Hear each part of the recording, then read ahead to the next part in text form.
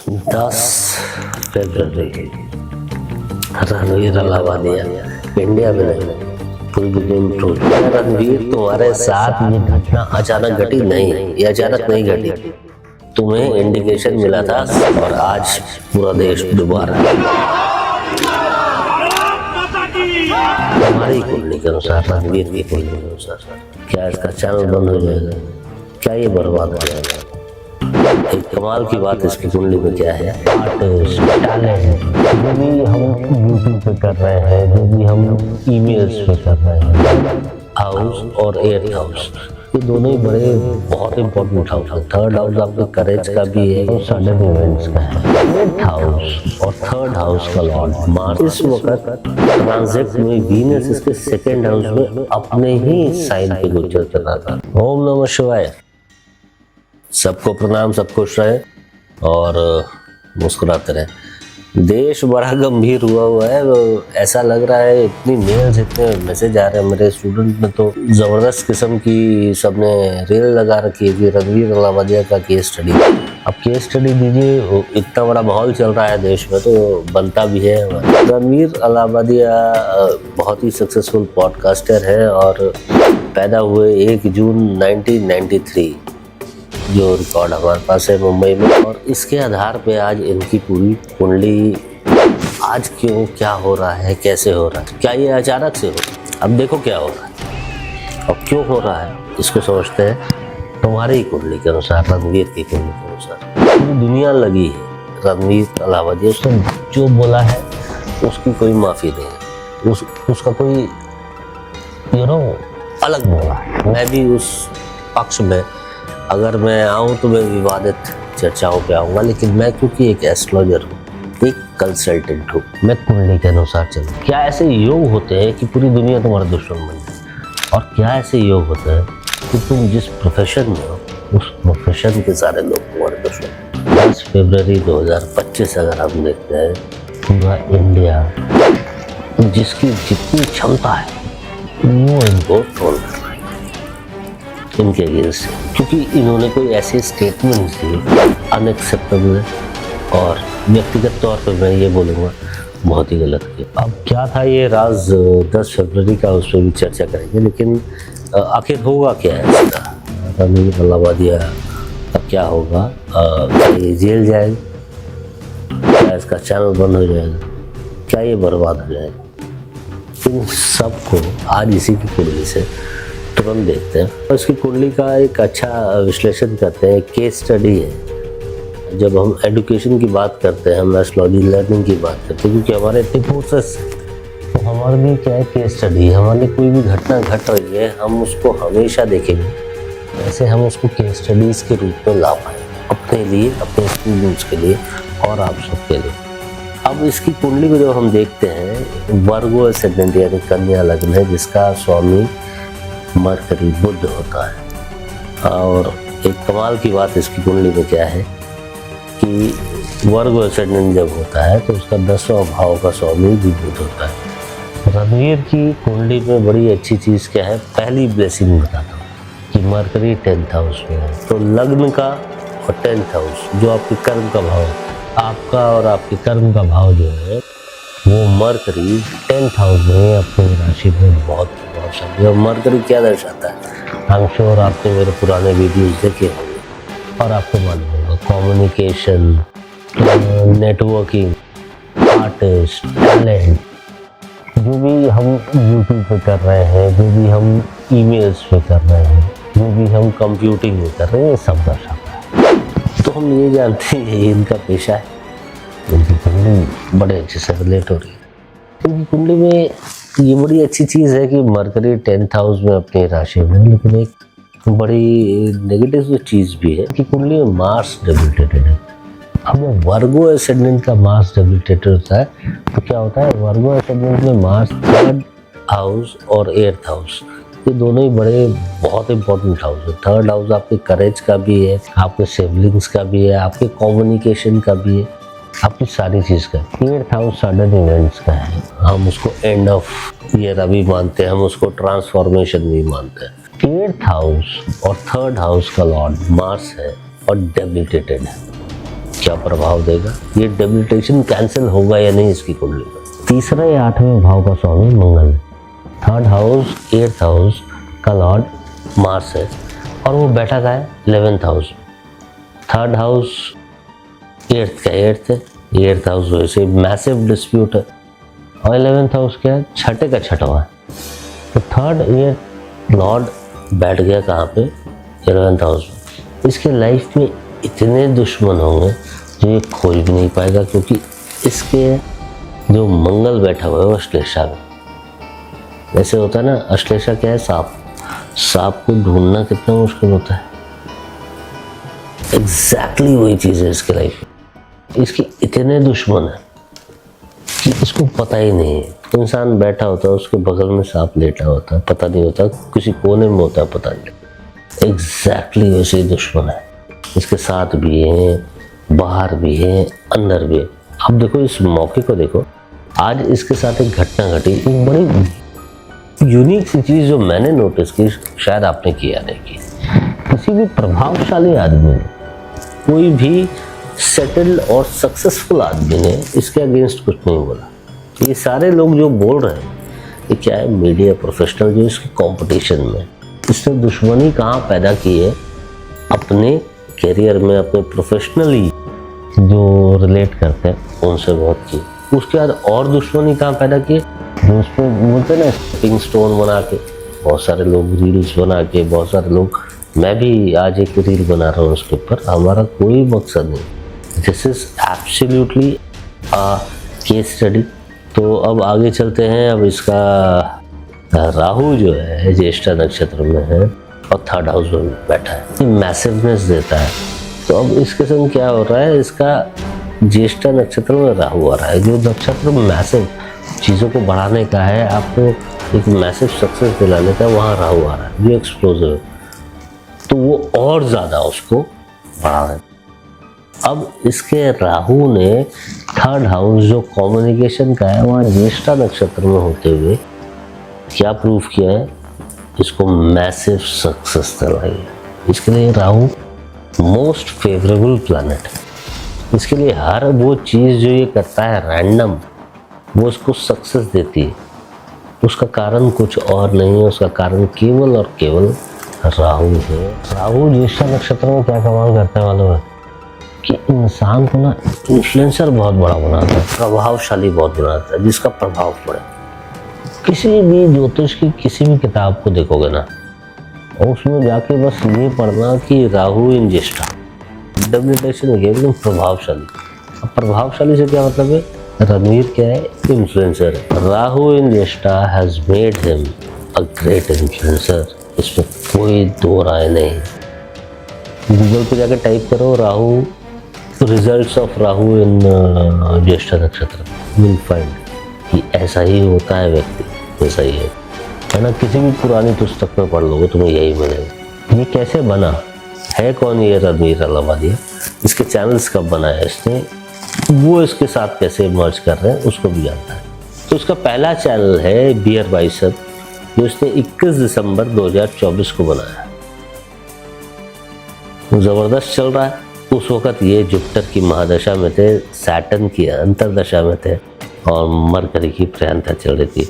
Jupiter इनका 4था 7वां Lord है, Saturn इनका 5वां 6ठा लॉर्ड है, मरकरी लग्न और 10वां लॉर्ड है। इससे शक्तिशाली पीरियड इसके लाइफ में कोई नहीं था कि कम्युनिकेशन में घुसे और अपना सक्सेस कायम कर। तो दूसरा चैनल इसका है TRS द रणवीर शो, जिसका जन्म हुआ 2017 को। भी ये जुपिटर की महादशा और मरकरी की अंतरदशा चल रही थी इसकी। उस वक्त ट्रांजिट में वीनस एक्सॉल्टेड था इसका, जो 7th हाउस से ट्रांजिट कर रहा था, और जो इसकी कुंडली में डेबिलिटेटेड मार्स है वो 8th हाउस में ट्रांजिट कर रहा था। तो इसने क्या किया, दूसरा चैनल बनाया, लेकिन वीनस और मार्स के इन्फ्लुएंस में इसमें वीनस क्या है, हमारी पर्सनालिटी है, हमारी सुंदरता है, मार्स क्या है, हमारी शक्ति। तो जो हम जिमिंग देखते हैं, जो हम पर्सनालिटी डेवलपमेंट देखते हैं, ये उससे इसने शुरू किया। पर जब केतु का इन्फ्लुएंस जो 9th हाउस में बैठा है, उसका जब इनकी लाइफ में है, तो सिस्टम चेंज हो गया, तो ये वहाँ से निकल के थोड़ा स्पिरिचुअल हो गए, वहाँ से निकल के थोड़ा ऑकल्ट में चले गए, थोड़ा ब्लैक मैजिक, थोड़ा हिडन साइंसेस को भी एक्सपोज करने लग गए। तो ये समझो जीवन में कुछ भी अचानक नहीं होता। हमारी कुंडली, हमारा हॉरोस्कोप, ये सृष्टि, ये दिव्य शक्तियाँ बहुत इम्पोर्टेंट रोल प्ले करती हैं। इसको समझ जाओगे, जीवन सरल हो जाएगा। कुंडली जब समझ जाओगे ना, अपनी कुंडली भी देखने लग जाओगे, किसी एस्ट्रोलॉजर की जरूरत ही नहीं होगी। थोड़ा सा सीखो, पढ़ो, खुद समझो। तो रेमेडीज भी आगे रणवीर के लिए बताएंगे। और इस कुंडली को जब आप देख रहे हो और समझ रहे हो, you will be able to understand कैसे चलती है एस्ट्रोलॉजी, क्या है इसका प्रभाव। 3 मेजर लेटेस्ट इवेंट्स है ना, जिसमें से सबसे प्राथमिकता से है 25 सितंबर को 2024 को जब इसका चैनल हैक होता है।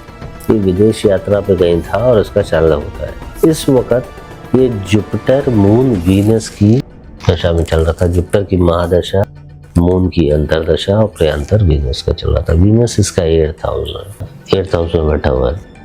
तो वो क्या हुआ, ट्रिगर हुआ है। 8th हाउस क्या होता है, sudden transformation, sudden and, loss. तो वीनस ने वहाँ वो ट्रिगर किया।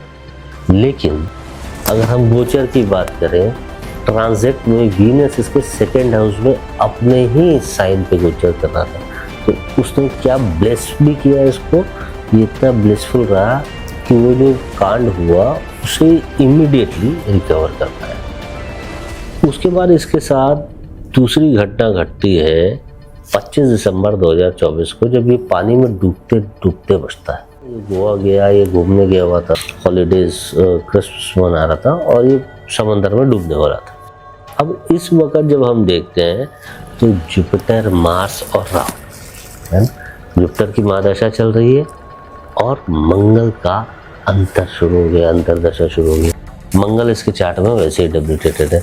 राहु उसका फेवरेबल है, मैंने पहले भी बताया हुआ है आप लोग को। राहु उत्तर बला में उस वक्त था जिसका लॉर्ड सैटर्न है। ट्रांजिट के अनुसार राहु की वजह से सैटर्न भी एक्टिवेटेड था। तो 6-8 पर इसका मतलब उस वक्त ज़बरदस्त बैड टाइम बोल लो वो था। लेकिन किस्मत बोलते हैं ना, इंसान शायद उसने कोई अच्छे कर्म किए तो बचाने वाला आ जाता है। अब इसकी इस पर्टिकुलर सिचुएशन में जब हम कुंडली देखते हैं 25 दिसंबर 2024, इसको बचाने वाला कोई और नहीं था, राहु था। तो अचानक से सडन कोई हेल्प पैदा होती है और इसको बचा के ले जाती है। ये था 25 दिसंबर 2024 रणवीर इलाहाबादिया के लिए। और फाइनली अब हम आते हैं 10 फरवरी, 9, 10, 11 फरवरी। पूरा हिंदुस्तान, पूरी जनता लगी हुई है इसके बारे में बताने के लिए, इससे नाराजगी दिखाने के लिए। इस वक्त क्या है, पूरा देश इसके पीछे पड़ा हुआ। जितने भी क्वेश्चन है ना आपके दिमाग में, क्या रणवीर पुलिस के सामने सरेंडर करेगा, क्या रणवीर पब्लिक के सामने सरेंडर करेगा, क्या रणवीर डिप्रेशन में जाएगा, ये सारे सवाल आप खुद इसके हॉरोस्कोप से डिकोड कर सकते हो। थोड़ा सा समझो। अब यहाँ पे क्या हो रहा है, जैसे ही ये घटना घटती है, इसका 1st, 3rd, 4th, 5th, 6th और 8th हाउस है बाय डिफॉल्ट। अभी हम ट्रांजिट्स की बात नहीं कर रहे, नेचुरल कोर्स में उसका एक्टिवेटेड। स्पेस में मार्स रेट्रोग्रेड है, जो 11वें से रेट्रोग्रेड होके इसके 10वें भाव में आ रहा है। एक डेबिलिटेटेड एनर्जी 11वें से ट्रांजिट होके इसके 10वें भाव में आ रही है। इसके कैरियर, इसके कर्म, इसके प्रोफेशन के भाव में आ रही है। मंगल जो दशा में एक्टिवेटेड है and hence it has played its role. अब मार्स का ट्रांजिट इसके लिए बहुत इम्पोर्टेंस रखता था। ये चीज़ इसको पहले समझनी थी। जब मार्स के पहले डेबिलिटेशन में इसके साथ एक हिट ये आया था कि ये पानी में डूबने वाला था, है ना। मार्स डेबिलिटेट करता है कैंसर साइन में। कैंसर साइन प्रतीक है पानी का। ये व्यक्ति पॉडकास्ट कर रहा है ऑकल्ट साइंस पे, एस्ट्रोलॉजी पे, तंत्र पे, वास्तु शास्त्री आ रहे हैं, सो कॉल्ड बड़े एस्ट्रोलॉजर आ रहे हैं जो एस्ट्रोलॉजी पढ़े हैं या नहीं मैं नहीं जानता। बहुत बड़े प्रोक्लेम्ड वास्तुशास्त्र, जिनके वास्तुशास्त्र का कोई एविडेंस नहीं है कि लाल टेप लगा लो, पीली टेप लगा लो, काली टेप लगा लो, तो दुनिया में किसी भी पुस्तक में नहीं लिखा हुआ, ये पुरानी है ना।